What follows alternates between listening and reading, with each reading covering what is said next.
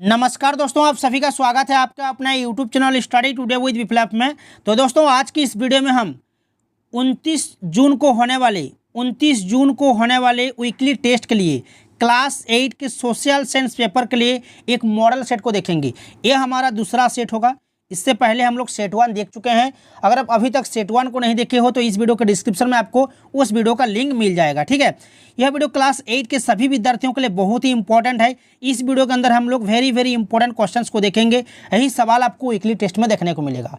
तो चलिए वीडियो को स्टार्ट करते हैं। सभी से रिक्वेस्ट है वीडियो को लास्ट तक देखिएगा, वीडियो को लाइक और सभी दोस्तों में शेयर कीजिएगा। तो चलिए शुरू करते हैं। तो चलिए स्टार्ट करते हैं। पहला सवाल है कि निम्नलिखित में से कौन सा मानव निर्मित संसाधन है। मानव निर्मित ऑप्शन में है झरने का जल, कैंसर उपचार की औषधियाँ, उष्णकटिबंधीय वन, इनमें से कोई नहीं। तो इनमें से कौन सा सही आंसर हो जाएगा आपका? कैंसर उपचार की औषधियाँ।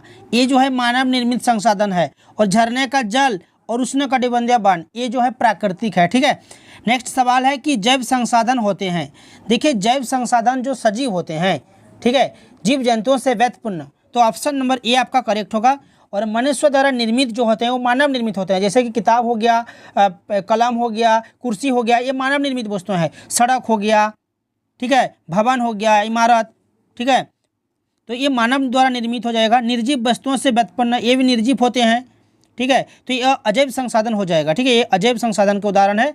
जीव जंतुओं से व्युत्पन्न, ये आपका हो जाएगा जैव संसाधन। नेक्स्ट सवाल है कि केरल के तटीय रेत में पाया जाने वाला संसाधन। तो यहाँ पर ऑप्शन में है थोरियम, लोहा, यूरेनियम और कोयला। तो करेक्ट आंसर हो जाएगा आपका थोरियम हो जाएगा। नेक्स्ट सवाल है कि सतत पोषणीय विकास की अवधारणा किस सम्मेलन में पहली बार आया। स्टॉकहोम, क्योटो, रियो या टोक्यो। तो सही आंसर हो जाएगा आपका रियो हो जाएगा। सतत पोषणीय विकास की अवधारणा किस सम्मेलन में पहली बार आया था? तो रियो के अंदर। नेक्स्ट सवाल है कि वैसे संसाधन जिसकी मात्रा ज्ञात हो और वर्तमान में उपयोग किया जा रहा है उसे क्या कहेंगे? उसे कहेंगे वास्तविक संसाधन, ठीक है, जिसकी मात्रा ज्ञात है और वर्तमान में उसका इस्तेमाल हम लोग कर रहे हैं। जैसे कि पश्चिम एशिया में खनिज तेल हो गया, महाराष्ट्र में दक्कन पठार की काली मिट्टी, झारखंड में कोयला, ये जो है आपका वास्तविक संसाधन का उदाहरण है जिसकी मात्रा ज्ञात है और वर्तमान में हम लोग उपयोग कर रहे हैं। नेक्स्ट सवाल है, लॉर्ड क्लाइव ने भारत का नक्शा तैयार करने की जिम्मेदारी किसको सौंपी थी? तो जेम्स रेनेल को। किसको? जेम्स रेनेल को आपको याद रखना है। सारे के सारे सवाल एग्जाम पेपर के लिए वेरी इंपॉर्टेंट है। यही सवाल आपको वीकली टेस्ट में देखने को मिलेगा। इसलिए सभी से रिक्वेस्ट है वीडियो को लाइक कर दीजिएगा, सभी दोस्तों में शेयर कर दीजिएगा और हमारे चैनल में जुड़े रहने के लिए चैनल को सब्सक्राइब करके हुए रखिएगा। नेक्स्ट सवाल है कि अंग्रेजों द्वारा स्थापित भारतीय राष्ट्रीय अभिलेखागार स्थित है कोलकाता, चेन्नई, नई दिल्ली या मुंबई में। अंग्रेजों द्वारा स्थापित भारतीय राष्ट्रीय अभिलेखागार स्थित है नई दिल्ली के अंदर, ठीक है, ऑप्शन सी सही होगा। ब्रिटिश शासन के माध्यम से ही भारत सभ्यता के मार्ग पर आगे बढ़ सकता है, यह कथन किसका था? यह कथन जेम्स मिल का था। किसका था? जेम्स मिल का। ऑप्शन ए सही होगा। नेक्स्ट है कि अभिलेखों को सुंदर ढंग से लिखने वाले क्या कहलाते हैं? या सरकारी दस्तावेजों की नकल तैयार करने का कार्य कौन करता था? सुलेखनवीस, खुशनवीस और खौरनवीस। ऑप्शन डी में है दोनों। ए और बी दोनों हो जाएगा, ए और बी दोनों, ठीक है। यानी कि ऑप्शन नंबर डी आपका सही आंसर हो जाएगा, दोनों, ऑप्शन डी। सरकारी दस्तावेज यानी कि रिकॉर्ड्स कहाँ रखे जाते हैं? सरकारी दस्तावेज कहाँ रखे जाते हैं? कार्यालय में, अभिलेखागार में या पुस्तकालय में? तो सही उत्तर हो जाएगा अभिलेखागार में रखा जाता है, ठीक है, सरकारी दस्तावेज को।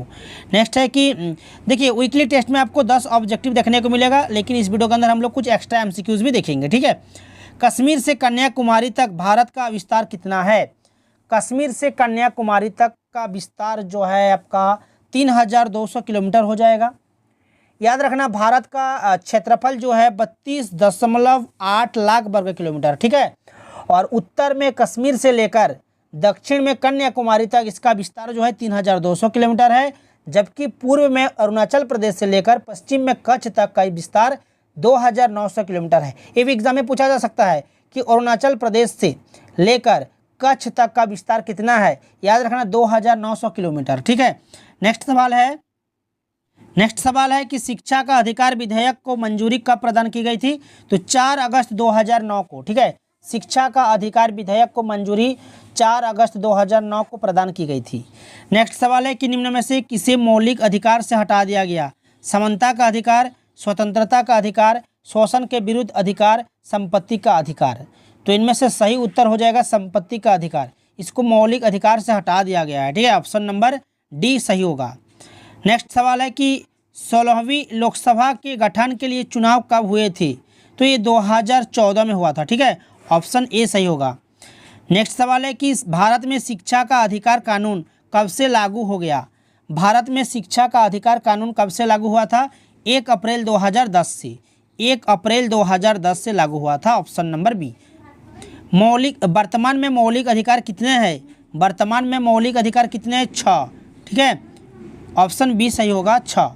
नेक्स्ट सवाल है कि अभिव्यक्ति की आज़ादी किस प्रकार का मौलिक अधिकार है, अभिव्यक्ति की आज़ादी किस प्रकार का मौलिक अधिकार है, तो ये आपका हो जाएगा स्वतंत्रता का अधिकार। ठीक है, स्वतंत्रता का अधिकार, ऑप्शन नंबर सी सही होगा। नेक्स्ट सवाल है कि संविधान के किस भाग में मौलिक अधिकारों का वर्णन है, संविधान के किस भाग में मौलिक अधिकारों का वर्णन है, तो ये भाग 3 में दिया हुआ है। ठीक है, भाग 3 आपका सही आंसर हो जाएगा, option number B. Last objective है कि संविधान सभा का गठन कब किया गया था, संविधान सभा का गठन कब किया गया था, तो ये आपका दिसंबर 1946 को। ठीक है, दिसंबर 1946 को, ऑप्शन नंबर बी सही होगा। चलिए अब देख लेते हैं कुछ सब्जेक्टिव क्वेश्चंस को। पहला सब्जेक्टिव है कि संसाधन के मुख्य कितने प्रकार के होते हैं, संसाधन के मुख्य कितने प्रकार होते हैं, संक्षेप में बताएं। देखिए साधारणतः संसाधनों के 3 प्रकार है, मुख्य रूप से 3 प्रकार है। पहला हो जाएगा आपका प्राकृतिक संसाधन, दूसरा हो जाएगा मानव निर्मित संसाधन, तीसरा हो जाएगा मानव संसाधन। तो प्राकृतिक संसाधन में आपको लिखना है वैसे संसाधन जो प्रकृति से प्राप्त होते हैं और बिना अधिक संशोधन के उपयोग में लाए जाते हैं, प्राकृतिक संसाधन कहलाते हैं। जैसे कि नदियों और झीलों का जल हो जाएगा, मृदा हो जाएगा आपका, खनिज हो जाएगा, वायु हो जाएगा, ये सब जो है प्राकृतिक संसाधन है जो प्रकृति से हमें प्राप्त होते हैं। ठीक है, नेक्स्ट लिखना है आपको मानव निर्मित संसाधन, जब प्राकृतिक पदार्थों का वास्तविक रूप बदल दिया जाता है और उनका प्रयोग अन्य वस्तुओं को बनाने में किया जाता है तो नई निर्मित वस्तुएं मानव निर्मित संसाधन कहलाती है। जैसे कि मशीन हो गया, सड़क, प्रौद्योगिकी, रेल मार्ग, ये सब मानव निर्मित संसाधन है जो कि मानव द्वारा तैयार किया जाता है। ठीक है, और लास्ट में आपको लिखना है मानव संसाधन, तीसरा लिखना है मानव संसाधन। मानव स्वयं एक संसाधन है। ठीक है, मानव संसाधन से अभिप्राय लोगों की संख्या और योग्यता से है।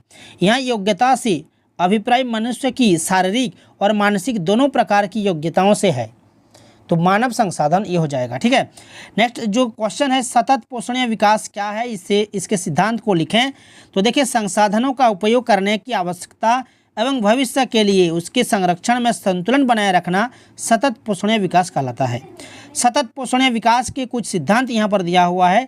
पहला है कि जीवन के सभी रूपों का आदर और देखभाल करना, दूसरा है मानव जीवन की गुणवत्ता को बढ़ाना, तीसरा है पृथ्वी की जीवन शक्ति और विविधता का संरक्षण करना, चौथा है प्राकृतिक संसाधनों के ह्रास को कम से कम करना, पांचवा है पर्यावरण के प्रति व्यक्तिगत व्यवहार और अभ्यास में परिवर्तन, छठा है समुदायों को अपने पर्यावरण की देखभाल करने योग्य बनाना। ठीक है, इस तरह से आपको इसका क्वेश्चन लिखना, इसका उत्तर आपको लिखना है। नेक्स्ट जो सवाल है कि संविधान में वर्णित किन्हीं 5 मौलिक कर्तव्यों को लिखें। देखिए संविधान में वर्णित किन्हीं 5 मौलिक कर्तव्यों को आपको लिखना है। संविधान में वर्णित मौलिक कर्तव्य निम्न प्रकार से है। पहला है कि संविधान का पालन और उसके आदर्शों, संस्थाओं, राष्ट्रध्वज और राष्ट्रगान का आदर करना चाहिए। दूसरा लिखना है स्वतंत्रता के लिए हमारे राष्ट्रीय आंदोलन को प्रेरित करने वाले उच्च आदर्शों को अपनाना चाहिए। तीसरा लिखना है भारत के सभी लोगों में समरसता और समान भ्रातृत्व की भावना का निर्माण और महिलाओं के सम्मान को ठेस पहुंचाने वाली प्रथाओं को त्याग करनी चाहिए। चौथा है कि प्राकृतिक पर्यावरण जिसके अंतर्गत वन, झील, नदी और वन्य जीव है की रक्षा एवं उसका संवर्धन करना चाहिए। पांचवा आपको लिखना है कि वैज्ञानिक दृष्टिकोण, मानववाद और ज्ञानार्जन तथा सुधार की भावना का विकास करना चाहिए। ये आपको 5वां पॉइंट लिखना है। नेक्स्ट जो क्वेश्चन यहाँ पर सिलेक्ट किया हूँ मैं कि भारत की संसदीय शासन पद्धति का उल्लेख करें। वेरी वेरी इंपॉर्टेंट सवाल है। भारत की संसदीय शासन पद्धति का उल्लेख करें। देखिए, भारत की संसदीय शासन पद्धति शासन की वह व्यवस्था है जिसमें व्यवस्थापिका तथा कार्यपालिका के बीच घनिष्ठ एवं सामंजस्यपूर्ण संबंध होता है। कार्यपालिका की शक्ति एक व्यक्ति के हाथ में न होकर मंत्रिमंडल या कैबिनेट में निहित होती है। कार्यपालिका को शक्ति जो है विधायिका से प्राप्त होती है तथा वह विधायिका के प्रति उत्तरदायी होती है। केंद्र स्तर पर कार्यपालिका का संवैधानिक अध्यक्ष राष्ट्रपति होता है, लेकिन वास्तविक शक्ति मंत्रिपरिषद के हाथ में होती है। मंत्रिपरिषद का अध्यक्ष कौन होता है? प्रधानमंत्री होता है, ठीक है, देश का प्रधानमंत्री। सभी लोकसभा में बहुमत प्राप्त दल के नेता को प्रधानमंत्री नियुक्त किया जाता है। प्रधानमंत्री लोकसभा तथा या राज्यसभा का सदस्य हो सकता है। प्रधानमंत्री लोकसभा या राज्यसभा का सदस्य हो सकता है। मंत्रिपरिषद लोकसभा के प्रति उत्तरदायी होती है। इस तरह से इस क्वेश्चन का आंसर आपको लिखना है। इसका स्क्रीनशॉट आप लोग ले सकते हो, ठीक है, या तो फिर आप लोग दोबारा इस वीडियो को देख सकते हो। इसे याद कर लेना। लास्ट जो सवाल है कि औपनिवेशिक युग किसे कहा जाता है? देखिए, अंग्रेजों के शासनकाल में लोगों के पास समानता, स्वतंत्रता या मुक्ति नहीं थी और न ही आर्थिक विकास और प्रगति का दौर था। इसे औपनिवेशिक युग कहा जाता था, ठीक है।